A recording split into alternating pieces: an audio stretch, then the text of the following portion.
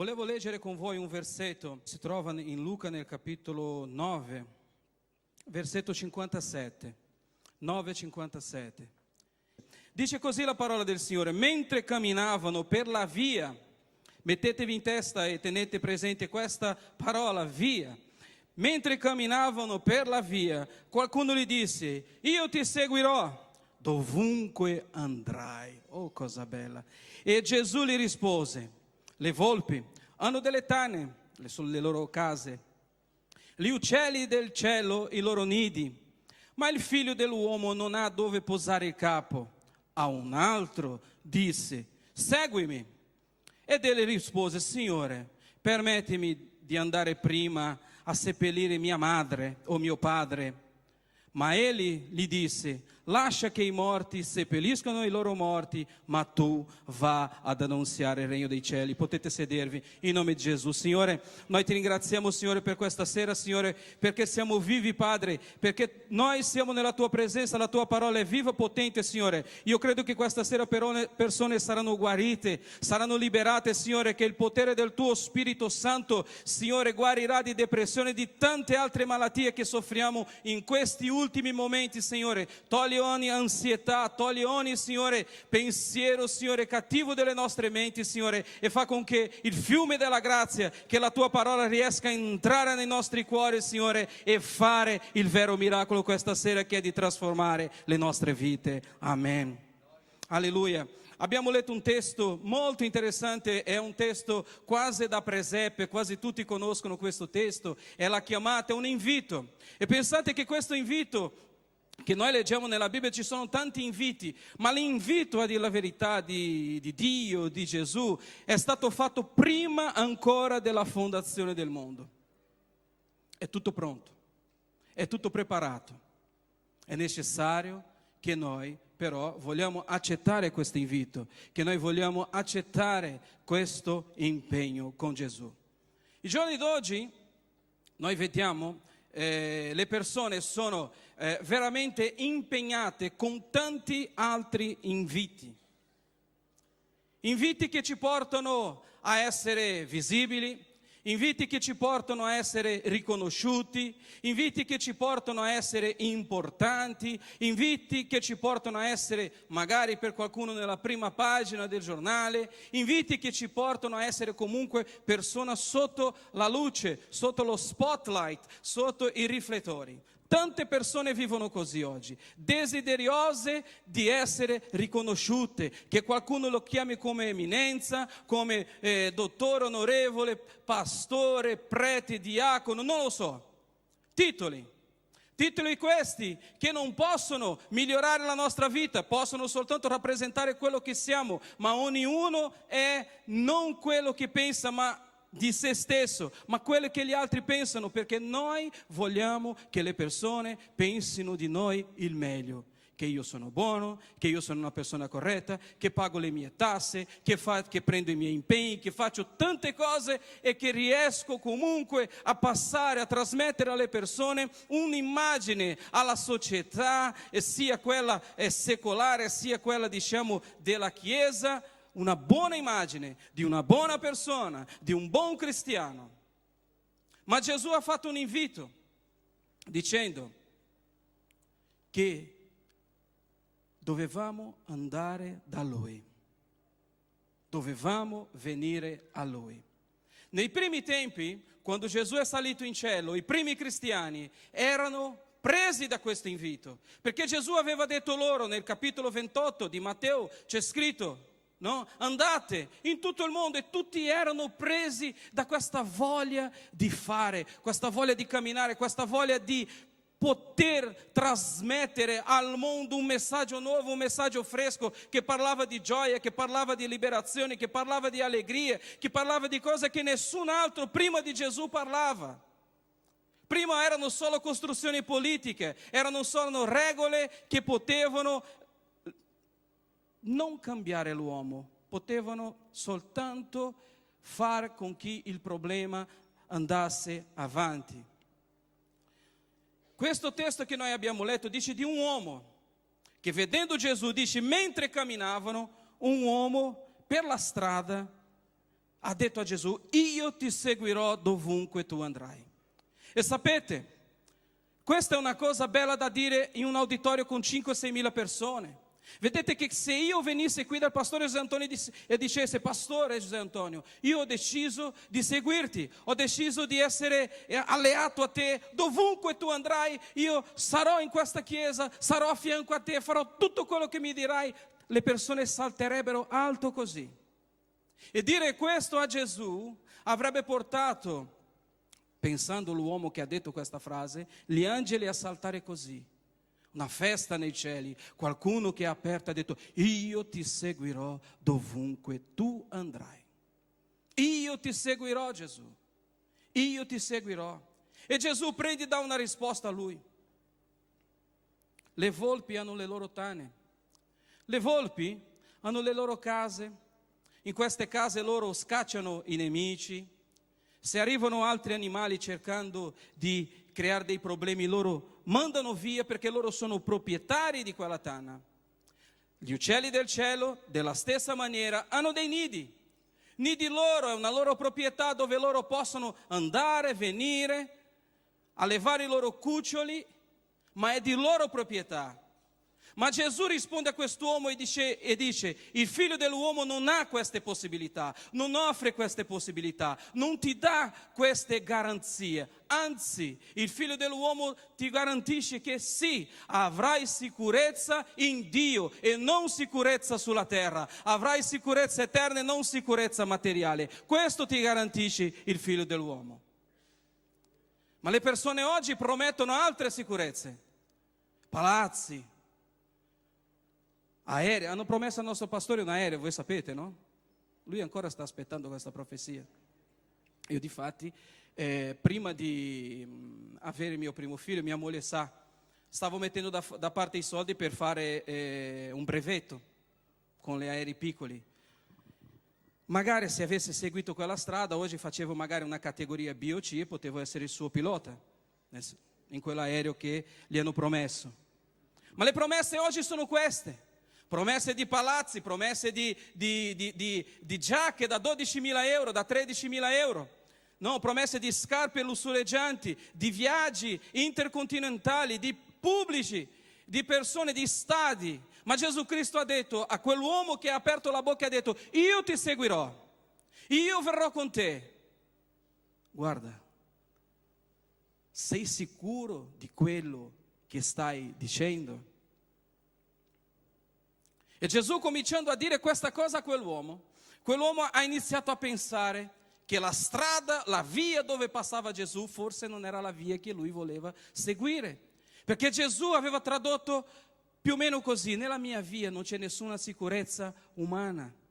Magari ci saranno difficoltà, magari si faranno conteggi con cifre minori dello zero, magari ci saranno difficoltà alloggiative, magari ci saranno difficoltà con la legge umana, con i governatori, con persone che ci perseguiteranno, perché dice la parola del Signore, Gesù stesso ha detto: ho dato la tua parola loro e il mondo li ha odiati.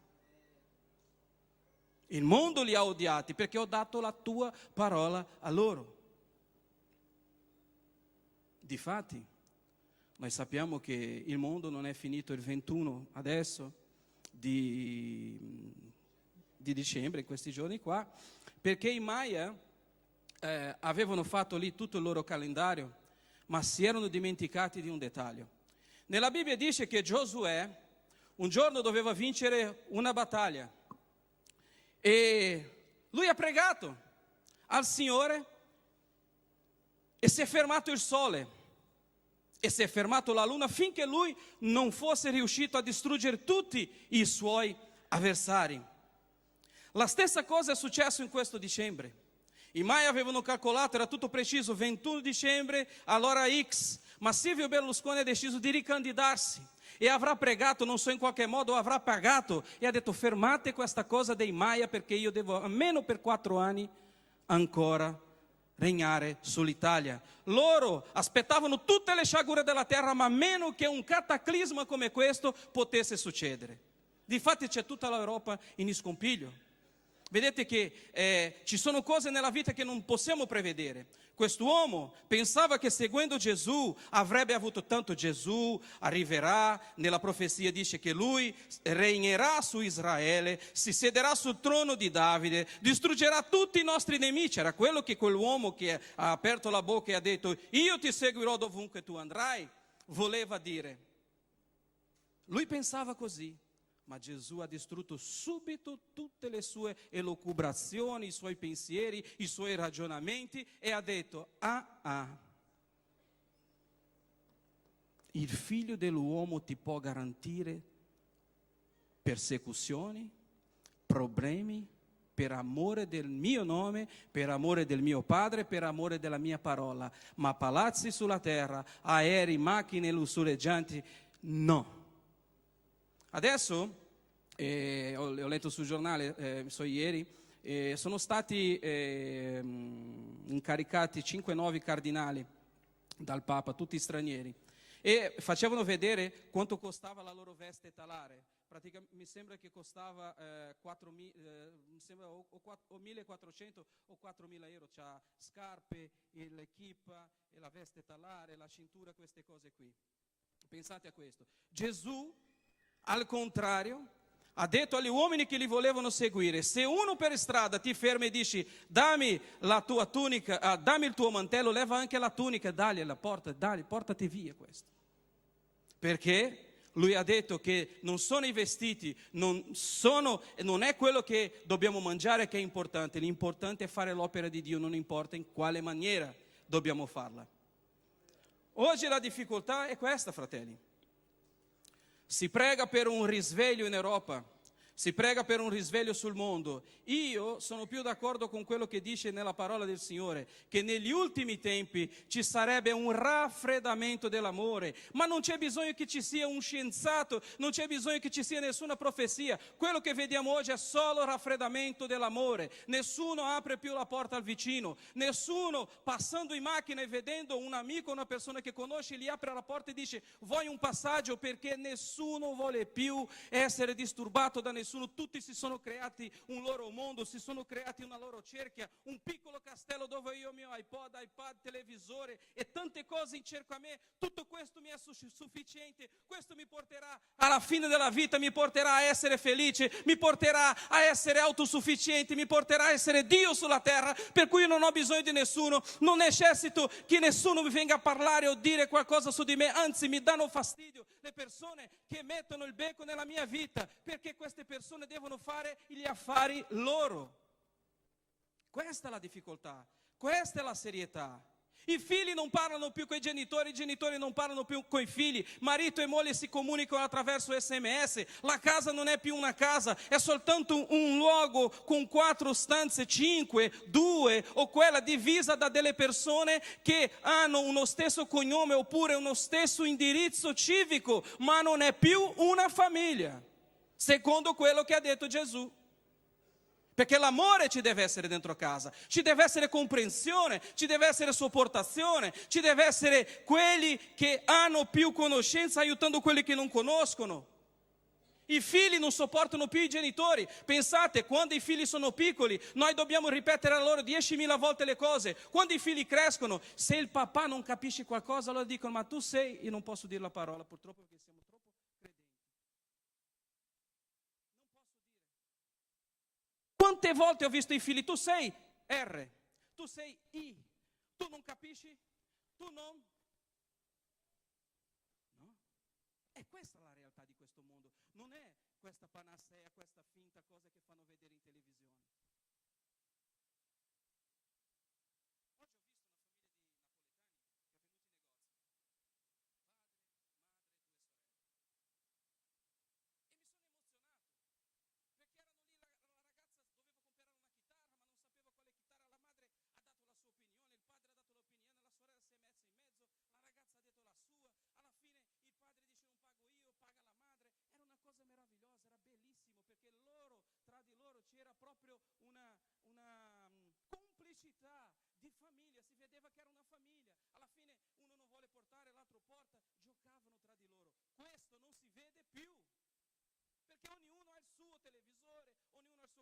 computer, ognuno ha il suo spazio in casa, ognuno ha il suo telecomando, ognuno ha le sue idee e nessuno può dire niente. No? Ognuno ha il suo ragionamento politico, ognuno ha il suo orientamento, uno di destra, uno di sinistra, uno di centro, non so che cosa, poi inventano, tagliano, fanno le scissioni e incollano, fanno copia e incolla, no? E le cose stanno andando da male a peggio in questo mondo. Perché le persone non conoscono più Gesù? Perché Dio per le persone di questo mondo è soltanto Dio C o Dio o P Dio? Perché Dio è diventato così? Perché Dio è diventato associato al maiale, come si dice qua in Italia? È possibile trovare un italiano che non lo dica? Quasi tutti diciamo così. O Dio C. Chi gli ha portato ad avere questo odio di Dio?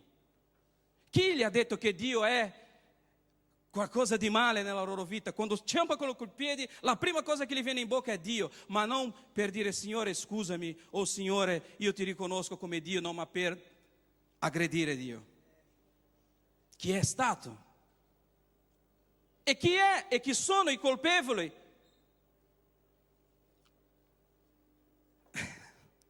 Chi sono le persone responsabili per il fatto che in questa nazione le persone odiano Dio in quella maniera? Sono questi qui che hanno detto, non noi, quelli del passato, io ti seguirò Signore dovunque tu andrai. Però quando hanno visto che la strada che Gesù passava non era una strada molto bella, quando hanno visto che la strada che Gesù passava non era una strada che li portava a ver gloria, qualcosa del genere, si sono fermati e hanno detto no. Hanno preferito il Vangelo, quello che dice siete tutti testa. Siete tutti testa. Siete benedetti.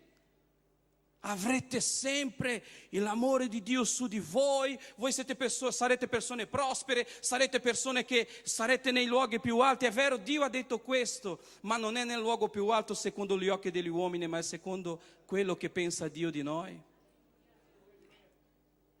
E tutti pensando in questo modo hanno abbandonato il Vangelo e il mondo si trova oggi in questo marasma, in questa difficoltà, perché delle persone, perché noi stessi non abbiamo a volte coraggio di dire questa cosa al Signore e di mantenere con tutte le implicazioni del caso, con le difficoltà. Perché c'è gente che predica e dice chi è servo di Gesù non avrà mai difficoltà, questa è una bugia. Che dice chi è servo di Gesù non avrà mai malattia. L'apostolo San Paolo, un uomo che ha lavorato tanto per il Signore, ha lasciato un malato di qua, il suo figliolo discepolo pure aveva un problema in pancia, parecchie persone che l'hanno aiutato sono quasi morte e lui non ha mai detto questo. Lui stesso ha detto ho patito la fame, la sete, la persecuzione e tante altre cose per l'amore del Vangelo di Gesù e per l'amore del nome di Gesù. Per cui non ci sono scusanti, sono troppe scusanti. Gli uomini, perché è impossibile che nessuno conosca Dio e non senta parlare di Gesù, ma è troppo comodo. Io non ci credo, io sono ateo. La persona che si dice ateo è già credente. Non esiste ateo. Perché si pensa crede.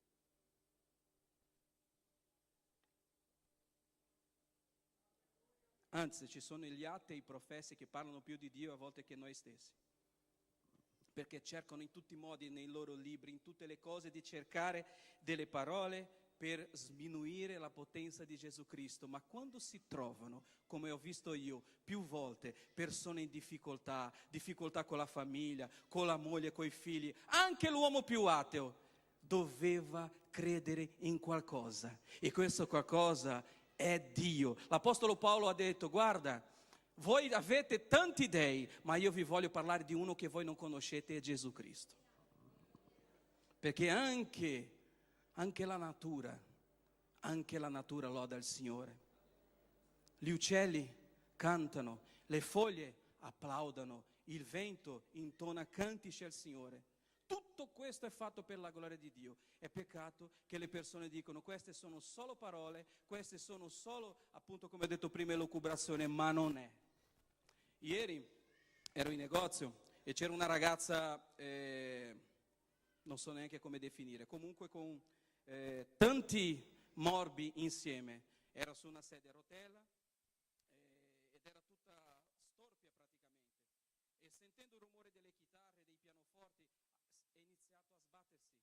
è andata proprio, diciamo così, fuori di testa. E ho detto alla signora, guarda che se lei è disturbata, portatela fuori perché magari il rumore le crea dei problemi. Fuori dalla porta, io ho guardato l'occhio di questa ragazza e lei ha teso la mano. Sai, faceva così, ha teso la mano, era molto agitata, ha teso la mano. Io ho dato la mano destra, lei mi ha guardato negli occhi, ha fatto così con la mano e ha preso la sinistra. Si è calmata subito. Ma si è calmata perché io ho la faccia di Ciccio Bello, che di bello non c'è ma sono Ciccio? Si è calmata forse perché io sono meglio degli altri? No, lei si è calmata semplicemente per un motivo. Chiunque professa il nome di Gesù, chi lo guarda deve vedere il volto di Gesù, il sorriso di Gesù, sentire l'abbraccio di Gesù, la pace di Gesù, sentire il calore di Gesù, il battito del cuore di Gesù, lo sguardo, l'occhio misericordioso, perché non ho guardato verso quella ragazza con poverina, no, l'ho guardata come figlia di Dio, che soffre una difficoltà, e ho detto Gesù ti ama. È andata a casa calma, tranquilla. Non è merito mio, perché io questo lo porto dal giorno che ho aperto la mia bocca e ho detto Gesù io ti accetto. In quel giorno il mondo per me è finito. Non c'era bisogno dei Maya per dire che il mondo è finito. Per me in quel giorno il mondo è finito. Io sono una piccola particella del corpo di Cristo. Non so dove sono, non so cosa sto facendo, ma qualcosa sto facendo, come ha detto il pastore l'altro giorno. E io credo in questo fino alla fine. A discapito di tutti gli altri che dicevano ma tu che eri una persona così, come sei andato a cadere in questa? Meno male che sono caduto nelle braccia di Gesù, perché se non sarei angosciato con 3 cellulari, stressato, lavorando come sempre, lasciando la mia famiglia da parte, essendo una persona arrogante e tante altre cose che ancora sto lottando per togliere da me. Ma io ringrazio Gesù fino alla fine perché Lui ha avuto misericordia della mia vita, che era più storpia di quella ragazza che ho conosciuto ieri. E Lui ha detto, le volpi hanno delle tane, gli uccelli del cielo hanno dei nidi, ma il figlio dell'uomo non ha dove posare il capo. E qualcuno avrà promesso, poteva promettere, guarda che Gesù sarà il re e tu sarai testa con Lui. Ma la verità è che noi non siamo nessuna testa. La Bibbia dice che esiste solo una testa che è Gesù e noi siamo servi. E il Vangelo di Cristo, il Vangelo di Dio è proprio questo. Nessuno deve essere testa, tutti sono qui per servire. Gesù ha detto chi vuole essere il più grande sia servo di tutti, sia il più piccolo di tutti. Per cui il Vangelo è fatto di servitori che sono qui per dare la loro vita per gli altri, in amore ad altre persone. Ma c'era un secondo personaggio in questo testo, in questo messaggio che Gesù dice, che era l'incontrario, perché il primo dice, un uomo disse, io ti seguirò. Il secondo dice, Gesù ha detto a lui, seguimi. È stato Gesù che l'ha invitato, non è stato l'uomo che si è autoproposto. Seguimi, dice Gesù, seguimi. E lui dice, Signore, permettimi di andare prima. Gesù ha detto seguimi a quest'uomo perché sicuramente quest'uomo aveva delle capacità. Era una persona forse che sapeva parlare, era una persona che aveva salute, era una persona che aveva possibilità e possi per poter fare l'opera di Dio. Era una persona che Gesù ha visto in lui delle qualità, ha visto in lui delle cose che alla fine andrebbero a dare risultato per il regno di Dio, per quello che non è stato l'uomo a proporsi, ma è stato Gesù a dire seguimi. Perché io vedo in te potenziale, io vedo in te un pastore, un cantante, qualcosa, un evangelista. Non lo so, seguimi, perché vedo in te tanti talenti. Ma l'uomo risponde a Gesù così, lasciami prima. Quando qualcuno dice prima vuol dire, cosa vuol dire prima, fratelli? Quando tu dici, sto andando a lavorare, però prima devo fare colazione. Prima viene prima. Signore ti seguirò ma prima. Signore ti seguirò ma prima. Sono quelli che cercano di rinviare l'invito. Rinviare e rinviare ogni giorno l'invito del Signore. Signore lasciami prima. Ma questo prima per Dio non esiste. Perché se Gesù è il tuo Dio, Se tu sei discepolo di Gesù, tutto è secondario, è Lui prima.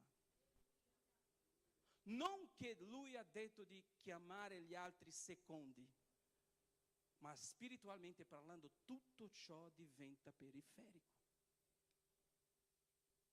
Cercate prima, è l'unica promessa che Gesù ha fatto, cercate prima il regno di Dio e non vi preoccupate con le altre cose, perché verranno sopraggiunte a misura che voi ne abbiate bisogno. L'Apostolo San Paolo ha detto, avendo con chi mangiare, bere e vestirsi, elementi basilari della vita, siate felici, perché tutte le altre cose portano alla contesa, portano al male, portano alla difficoltà. E le persone che hanno soldi in questa vita lo sanno benissimo, perché quando muore un uomo ricco i figli si ammazzano per la sua eredità. Quando un uomo ricco si divide dalla moglie, la moglie lo massacra per avere i soldi, e poi quel litigio per i figli, e chi soffrono sono i bambini. Per cui io vi dico con tutta la sincerità della vita, se la povertà non porta felicità, la ricchezza meno ancora.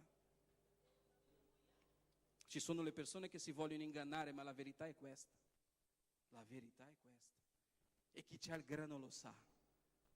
E chi c'ha i quadri in casa lo sa che non può più uscire perché è diventato schiavo. Io avevo un amico qui a Quartogiaro che aveva preso tutta la sua pensione, aveva comprato dei quadri e mi ha detto: Carlos, non posso più uscire di casa. È diventato prigioniero di ciò che lui diceva sono le mie posse, il mio benessere, il mio potere. Non lasciava che nessuno toccasse i quadri, è diventato prigioniero di quello che lui pensava potesse essere un beneficio per la sua vita. È per quello che Gesù, quando dice di andare a predicare il Vangelo, dice: chi mi vuole seguire deve abbandonare e rinnegare se stessi. E rinnegare se stessi è proprio questo. Non è trasandarsi, non vestirsi, non è non avere delle cose, ma è non avere l'attaccamento a delle cose che ti possono soltanto mantenere prigioniero, perché alla fine, come si dice nel mondo, il mondo è prigioniero di se stesso, del sistema. Vedete? Le persone muoiono in Africa e tutti dicono: dov'è Dio? Ma perché tanti bambini muoiono? Ok? Succede qualcosa qua in Inghilterra o negli Stati Uniti, tutto il mondo si mobilizza, regine, re, e mandano soldi e grani. Ma in Africa, ma perché? Perché quegli esseri umani là non possono ridare niente indietro. Sapete che l'Italia paga fino a oggi per la guerra di cosiddetta liberazione. Ancora oggi paga, perché nessuno in questo mondo fa niente a gratis per nessuno. Tutto ha un interesse, come quel monge buddista che quando prendeva i soldi in mano diceva: questi soldi, anche se io non li ho rubati, sono passati in mano inique. Qui c'è sangue di persone, qui c'è frode, qui c'è inganno, qua ci sono madri che piangono, qua ci sono tante persone. Per cui lui, prima di prendere i soldi, faceva una preghiera e diceva: non far con che il valore di questi soldi entrano nel mio cuore, perché dal momento che i soldi entreranno nel mio cuore diventeranno il mio Dio, e io abbandonerò il mio Dio, la mia persona e il mio essere. E qui Gesù vede in me e in te delle possibilità e ci invita questa sera. Lui ci invita questa sera e dice: seguimi fratello, seguimi sorella. Fino a quando continuerai a usare scuse? Ma io non parlo di scuse, io parlo di scuse proprio spirituali, perché guarda che siccome il mondo giace in questa difficoltà, nella freddezza, basta poco, basta molto poco per allontanarsi di Gesù, pur venendo tutti i giorni qua dentro, pur credendo in Dio, sia il Dio dei cristiani evangelici, il Dio dei cristiani romani, qualsiasi Dio, pur credendo in un Dio, uno qualsiasi. La pigrizia, l'ipocrisia, la nostra, non posso dire la parola di nuovo, la nostra mancanza di voglia ci fa diventare pigri. E tu dici: no, ma io non faccio queste cose. Io ti dico: sapete come inizia questa cosa? Iniziano come piccole cose. Iniziano non pregando oggi, non leggendo la Bibbia domani, non ascoltando una persona dopodomani, non andando a dare appoggio a una persona che soffre, tanto è solo un gesto materiale. non ascoltando qualcuno che ti chiede aiuto, non stendendo la mano quando tu hai le posse per andare verso un fratello e comincia.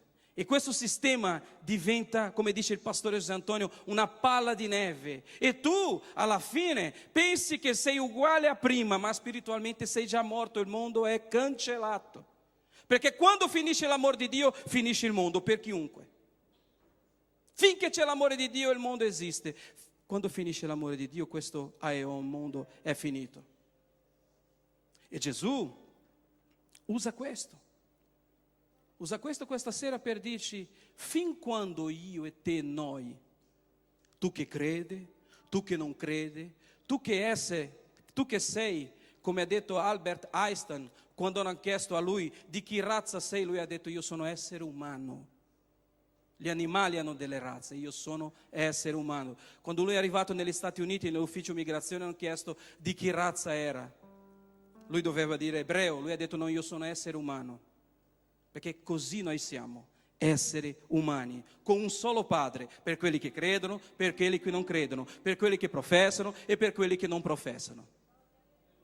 E tutti noi, credenti o non credenti, che pensano che oggi può essere così, domani può essere così, io una certezza ho, dovremo comparire dinanzi a Lui. E qua ci sono due strade, per quello che ho detto di guardare la via, perché l'invito di Gesù è profondo. Gesù non ha mai invitato nessuno per disonorare padre e madre, no. Ma questo ragazzo qui ha detto, Signore, permettimi prima di andare a seppellire mio padre. Permettimi prima, la mia priorità è quello che devo fare prima, devo finire gli studi, devo finire l'università, devo diventare qualcosa, devo diventare il presidente dell'Italia, devo diventare il presidente del club Milan, non so, devo diventare qualcuno di importante in questo mondo affinché il mio nome venga conosciuto. Se c'è un uomo qua dentro che pensa che per diventare qualcuno deve essere riconosciuto dagli altri, ancora non ha capito cosa vuol dire essere uomo.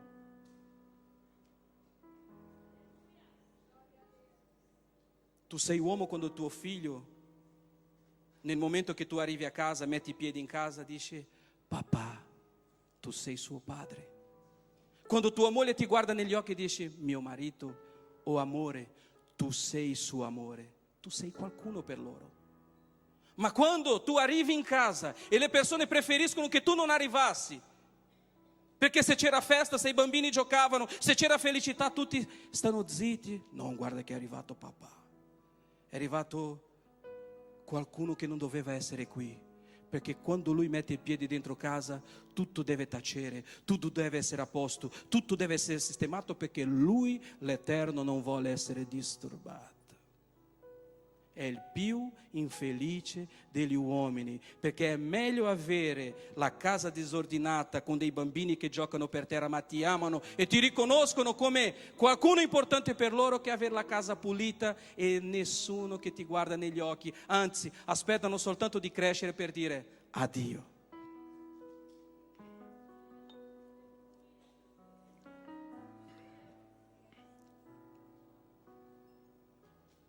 Lasciami prima andare a seppellire i morti. Noi che siamo cristiani, voi che avete confessato Gesù, dovete sapere una cosa. Gesù non ha chiamato nessuno per andare a seppellire morti. Quello che Gesù ha detto, lascia che i morti seppelliscono i propri morti, era soltanto così. Lascia che quelli che non mi vogliono seguire, quelli che ancora vivono nelle tenebre, perché la parola dice che quando noi abbiamo accettato Gesù, o quando Lui è venuto su di noi, Lui ci ha trasportato dalle tenebre alla luce, per cui adesso noi siamo vivi e in Cristo, risurretti in Cristo. Le persone che non hanno accettato Gesù ancora sono morti. Allora Gesù non stava offendendo nessuno, ha detto lascia che le persone che non mi conoscono ancora seppelliscono i loro morti, ma quanto a te, vieni a fare la mia opera, perché sei vivo, perché io ti ho risuscitato e ti ho dato la luce e ti ho dato la vita. Per cui Cristo non ci chiama per seppellire corpi, per morti. Una volta il pastore Zantoni ha detto una cosa che io non mi dimentico mai. Lui ha detto: il mio ministero non è di seppellire nessuno, anzi Dio mi ha chiamato per innalzare le persone, per alzare le persone, per ridonare vita attraverso di Cristo Gesù alle persone. Questo è il nostro chiamato. Noi siamo stati chiamati per togliere le persone dalle tenebre e portare alla luce, come dice Giuda. Giuda dice: salvate quelli che periscono, portandoli dalle tenebre alla luce. Questo è il nostro ministero e questo è il nostro chiamato, ma tante volte noi diciamo: Signore, lasciami prima, lasciatemi prima. E per concludere, sono due vie, fratelli, sono due strade, non c'è molto, non c'è sta cosa di sinistra, di destra, centrodestra, centro caldo, centro mezzo caldo, e limbo, hanno tolto il limbo, e quell'altro com'è che si chiama? Hanno tolto anche questo, ma sa che il Papa l'ha cancellato, il purgatorio. Adesso quelli che erano nel purgatorio non lo so cosa succederà a loro, mi sembra che li stanno togliendo, ma il limbo l'hanno tolto, i bambini l'hanno liberati, no? Quindi non c'è questo limbo, non c'è questo muro, non c'è questa via di mezzo. O sei di là o sei di qua, e questa è la realtà, questa è la verità. Tutto il resto che dicono in giro purtroppo è Vangelo di un tale Cristo venduto, ma io vi dico è provenienza maligna, non viene da Dio. O sei di là o sei di qua, e non ci sono chance, non ci sono scappatoie. Chi parla per voi, sì, posso essere chiamato di pazzo, ma sono pazzo per Gesù Cristo. Credo in questo fino alla fine, non me ne importa quello che dicono, quelli che possono pensare, ma hanno già fatto di tutto, hanno già cercato di smuovere tutti i tempi. Io conosco persone molto famose, persone scienziati molto, ma uno solo ho trovato, un ebreo meraviglioso, che è ebreo, non è praticante, che mi ha fatto capire cosa vuol dire credere in Cristo. Lui dice: qua Gesù ci è passato, e lui era ebreo e poteva odiare Gesù fino alla morte, ma ha guardato per terra là in Gerusalemme e ha detto: qui io credo, anche se mi uccidono, che Gesù ha calpestato, io non so se lì, là, ma la strada era questa. E così è la strada. E Gesù, per illustrare questa strada, più avanti dice una cosa. Qualcuno dice: Signore, chi è il mio prossimo allora? E Gesù guarda: io sono la via. È così che Gesù ha detto, no pastore? Io sono la via, io non sono la strada. La strada è costruita dalla religione, la strada è costruita dalle false promesse che fanno in nome di Cristo, che non è un Cristo, o di un Dio che non è un Dio. La strada è qualcosa costruita in modo che le persone vengano ad apparire. Gesù ha detto: io sono la via.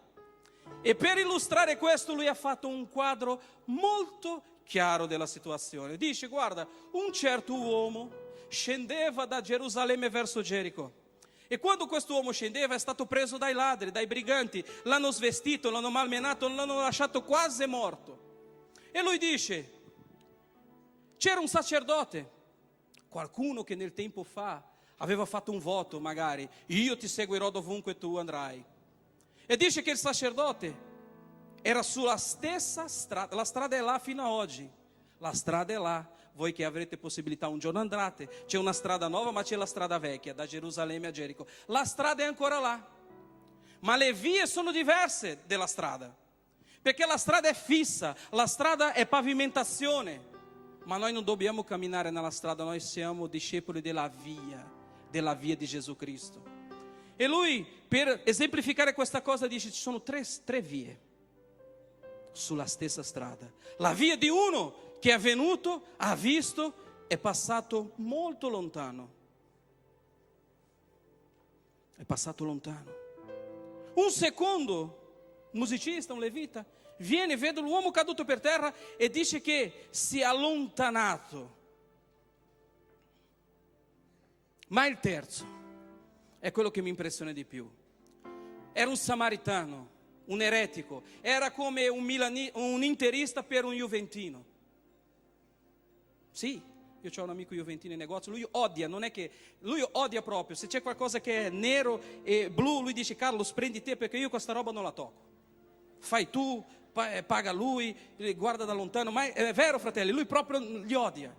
E non sa neanche perché li odia, è quella la cosa. È come le persone che da piccoli iniziano a bestemmiare contro Dio, perché sentono il genitore che dice porco quello, porco quell'altro, e crescono dicendo le stesse cose, no? E crescono e vedi i bambini che dicono porco di qui, porco di là e iniziano a fare una maialata, ma che non è il nostro Dio, meno male. Perché loro parlano di qualcuno che non conoscono. Il giorno che conosceranno Gesù, il giorno che conosceranno Gesù, vedranno che loro non parlavano in quella maniera, perché dice la parola che il Signore perdona tutte le offese fatte nel periodo dell'ignoranza. Ma dice che questo Juventino passava e c'era un interista per terra.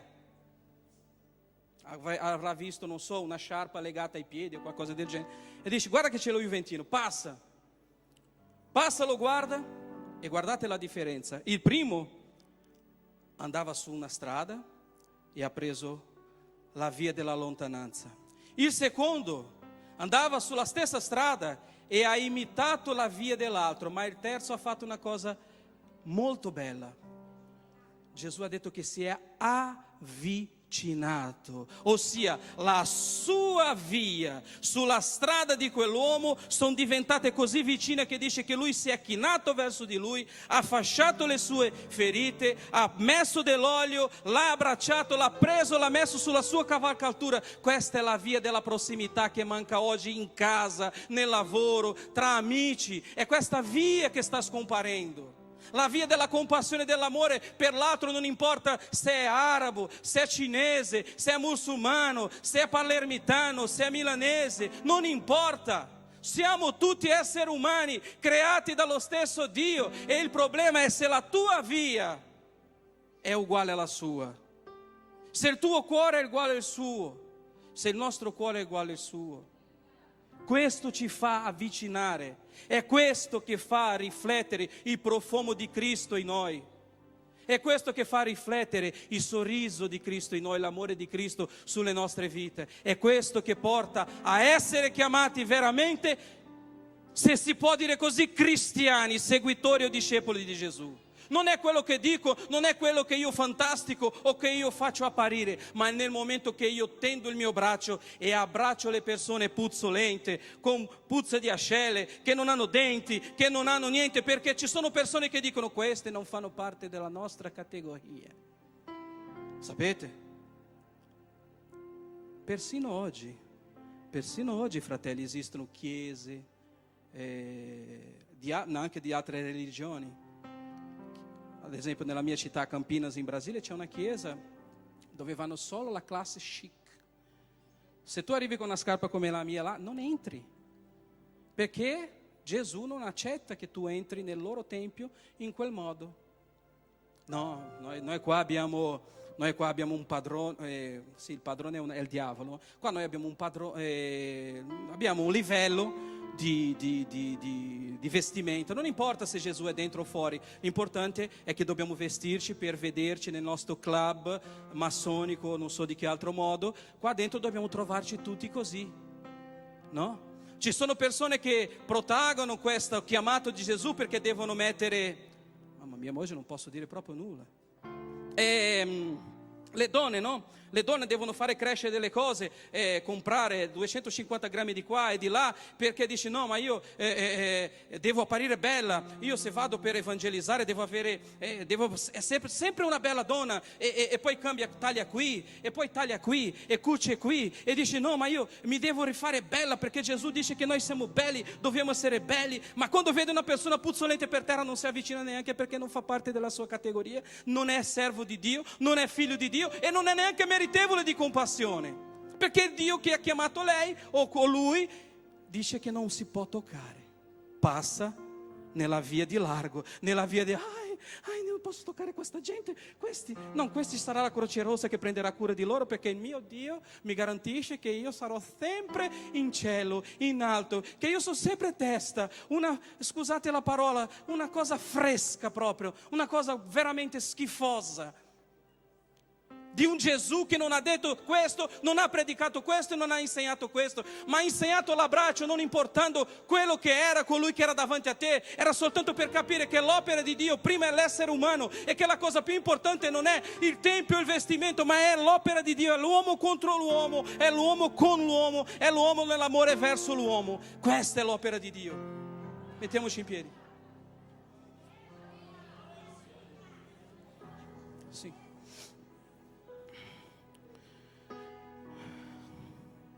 Fratelli, io vi vorrei fare un invito. Voglio fare un invito in questo momento. Io voglio fare un invito in questo momento affinché, io so che ci sono persone qua che non si sentono abbracciate da molto tempo, che si sentono solitarie e tristi. Io ti dico, fratello, non è un invito per una religione, perché io non farei mai una cosa del genere. Non farei veramente mai una cosa del genere. Ma è soltanto per dirti: diventa discepolo di Gesù Cristo. Segue Gesù Cristo. E una cosa ti posso garantire: non diventerai più ricco o meno ricco, non so cosa, ma diventerai felice, avrai pace e tranquillità. Questo posso dire per esperienza propria. Se c'è qualcuno che vuole venire qui davanti, noi pregheremo per te, soltanto per dire: Gesù, guarda, un altro Signore che vuole seguirti, un altro che vuole essere il felice di questo mondo. C'è qualcuno che vuole venire qui questa sera? Più di uno. Gesù ti chiama, ecco. Tu, fratello mio, vieni qui. Guarda che, sai che tu sei mio fratellone, no? Benvenuto. Alleluia. Lì c'è un'altra persona. C'è un'altra persona. Ci sono altre persone, io sento. Non è perché voglio fare i numeri, no, fratelli. Non c'entra con numero, non c'entra con l'orario. Vieni, dice: Gesù, io voglio smettere di soffrire, voglio smettere di piccare la testa contro il muro. Terza persona: venite, fratelli, venite a far parte della mia famiglia. Io prima non facevo parte di questa famiglia, soffrivo. Venite.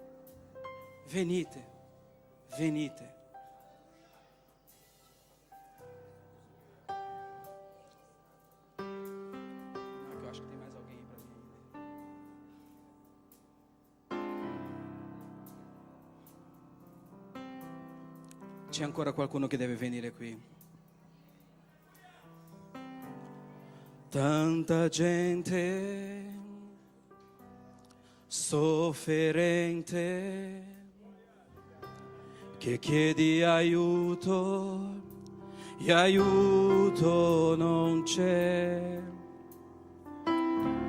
Sulla strada di una vita fatta di dolore.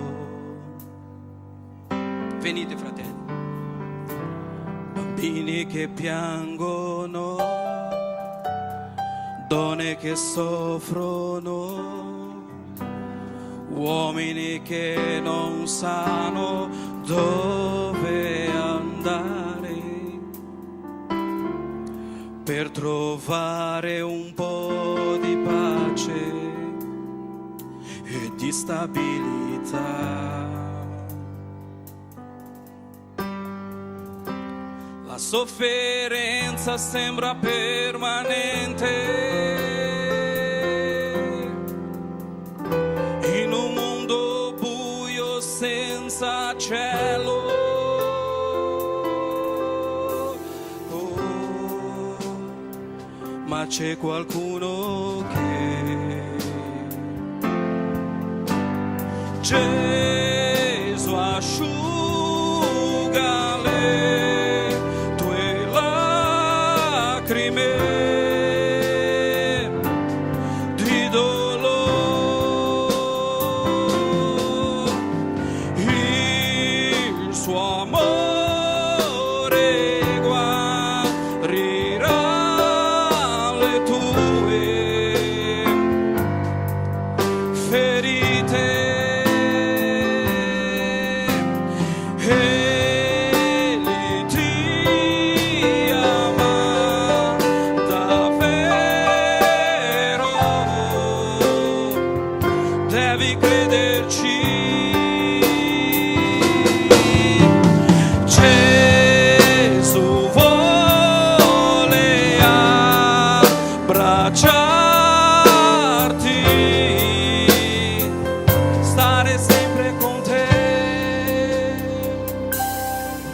cantate. Gesù venne su questa terra per caricarsi i nostri dolori. Lui sa cosa provi quando afflitto sei, così come te, abbandonato, rigettato, flagellato.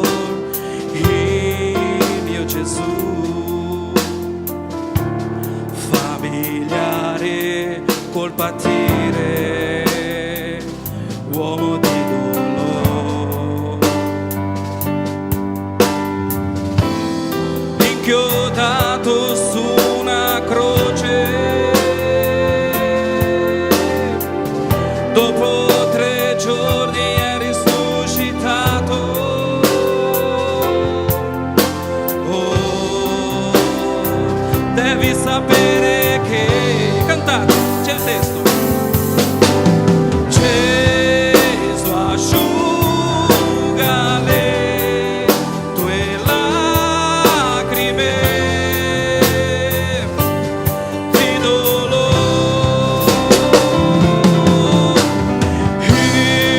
Il suo amore guarirà le tue ferite.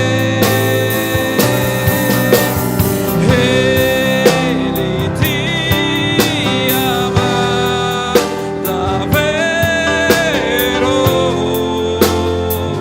devi crederci.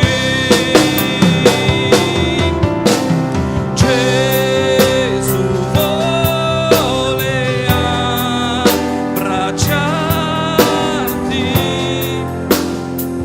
stare sempre con te. Io voglio fare un altro invito. Ci sono persone qui che hanno detto: Gesù, io ti seguirò. Ci sono persone che hanno detto: Gesù, io ti seguirò, ma per un motivo della vita hanno smesso di camminare con Gesù e oggi si sentono legate, accusate, puntate, ma non da Dio, perché Dio ha già perdonato i loro peccati, come ha detto Davide, ma da se stessi. Io voglio invitare te anche a venire qui davanti, tu che ti sei allontanato dalla via del Signore. Pensa bene a questo testo. Gesù asciuga le tue lacrime di dolore, il suo amore guarirà le sue ferite. È inutile che tu continui a martoriarti, non sei te che devi giudicare te stesso. Il Signore ti ha già perdonato, ha detto Davide, ha detto Natana a Davide. Se c'è qualcuno, vieni qui davanti, prendi questa decisione questa sera, esci da questa gabbia. Tu sei già libero, le porte sono già spalancate, le manette sono già state buttate per terra dallo Spirito Santo. Sei tu che sei abituato a stare lì dentro. Esci in nome di Gesù, tu sei libero.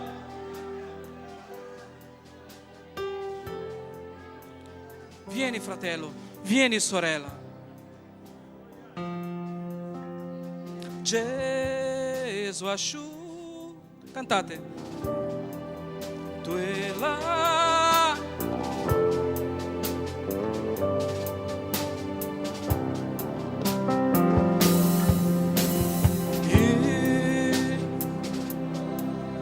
Oh, che bello! Canta chiesa, canta! E lode per il Signore. E tu, fratello, sorella, vieni qui. Vieni, vieni, vieni.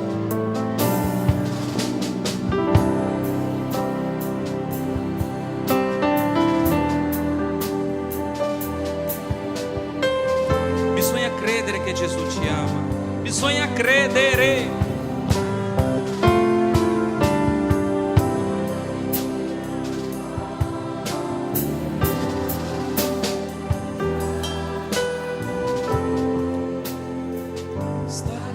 Non è solo Gesù che ti vuole abbracciare, anche io ti voglio dare un abbraccio. Se tu vieni qui davanti, tu fratello, sorella, venite, venite.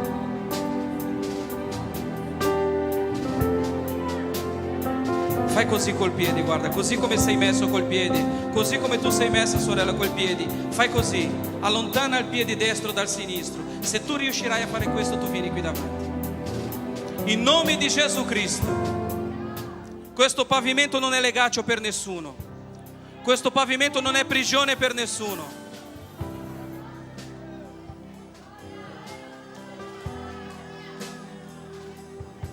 Oh, fratellone. Alleluia. Vai, pastor. Gesù vuole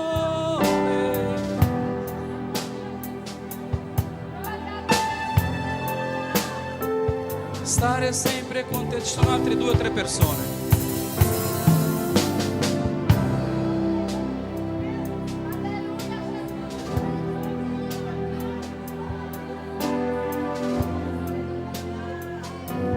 Di dolore.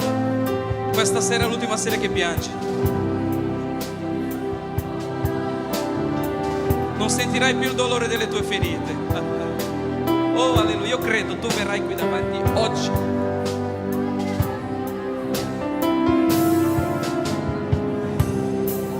Ele ti ama davvero.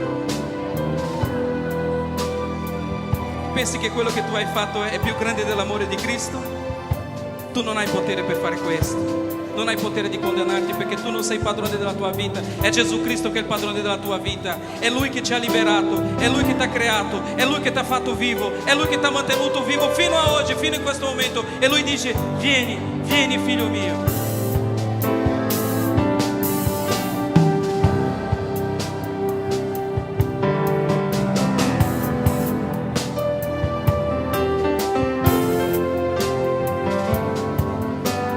Eccolo là, ragazzo mio. Alleluia.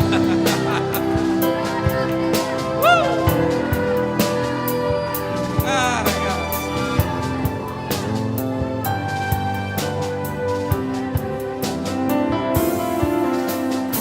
Io non voglio constrangere nessuno. Ho detto che erano 3, siamo a 2.